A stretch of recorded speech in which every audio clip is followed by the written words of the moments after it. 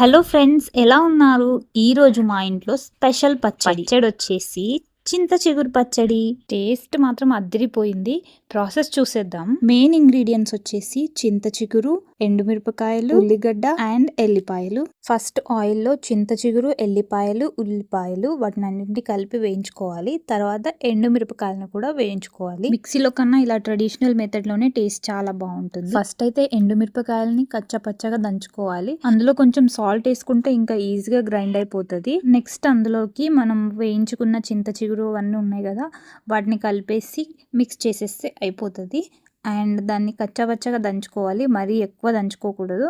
అక్కడక్కడ తినేటప్పుడు మనకి ఆనియన్స్ కూడా తాకితే ఇంకా చాలా టేస్ట్ అనిపిస్తుంది. ఓకే, మొత్తం దంచడం అయిపోయిన తర్వాత కొంచెం లైట్గా ఆయిల్లో మళ్ళీ ఇంకొకసారి వేయించుకుంటే సూపర్గా ఉంటుంది ఫ్రెండ్స్. అండ్ టేస్ట్కి తగినంత ఉప్పు వేసుకోవడం మర్చిపోయినా కదా, అది కూడా మీరు వేసుకోండి. వేడి వేడి అన్నంలో కొంచెం పచ్చడి వేసుకొని అలా రెడ్గా కలుపుకొని తింటే ఎంత బాగుంటుందో. మీరు ఎప్పుడైనా ట్రై చేశారా? నేనైతే ఫుల్ హ్యాపీగా ఫీల్ అయినా. అండ్ టేస్ట్ వచ్చేసి చాలా బాగుంది.